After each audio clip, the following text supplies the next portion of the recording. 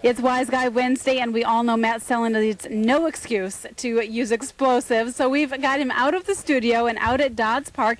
He joins us this morning talking about fireworks. You've got your assistant here, Jesse Miller, too. Well, yes, Jesse. So it turns out that physics is really a great thing, of course, but for fireworks, you can't beat chemistry. And Jesse works over in the chemistry department at the U of I, and he is Mr. Fireworks. And so he's got all kinds of interesting things, and every year when I blow things up at the 4th of July, it's really stuff that I got from him. So, okay. So anyways, so today, oh, by the way, do you like my shirt? I love it. My wife made the shirt, isn't it cool? Really? Yeah. So anyways, oh, and Rob, by the way, if you're listening, I have analyzed your situation, and you should hear everything just fine. Okay, so, so what we're going to start out with today, okay, we're going to get to rockets and things like that too, is something, well, we're going to demonstrate a reaction between alkali metals and water. Let me guess, there's going to be a big reaction. It's going to be a sort of a big reaction, and it turns out there's some metals you don't see every day, like potassium and sodium, but which are still metals, and you'll see here in a second when Jesse cuts them that they look very metallic. They're shiny and gray, okay. and they have a very interesting reaction, however, when you put them in water. So Jesse's going to start with a piece of potassium, and he's going to cut this piece of potassium. Oops, there we go, with a knife. See, it's kind of soft. And you can see that it looks sort of metallic. And the gunk on the outside of it is oil, because this stuff you need to keep water away from. And oil does an admirable job keeping water off stuff. And so what he's going to do is show why you want to keep water off of this metal. This metal, as you'll see, has a very rapid and exothermic reaction with water. So when he throws this thing into the water, go right ahead. Mini fireworks. Ooh.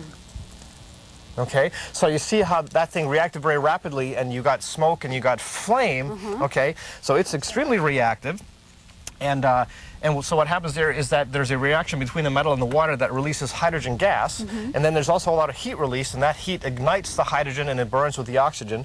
Okay, and so it turns out that something else that's pretty good at doing that is sodium. So what he has here is a rather large chunk of sodium. You think that's safe, do you? Yeah, well.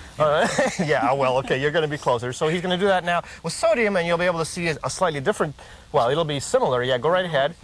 Yeah, it's going to take a little longer. It's going to sit in the water, and then it's probably going to make a big noise. Give him more run time.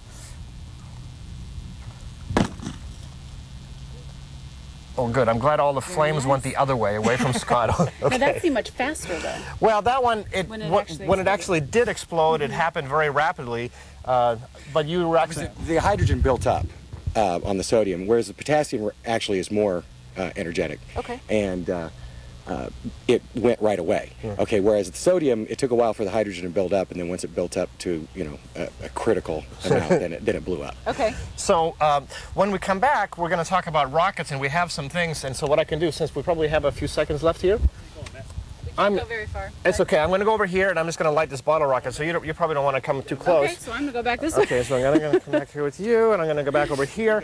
Okay. Okay.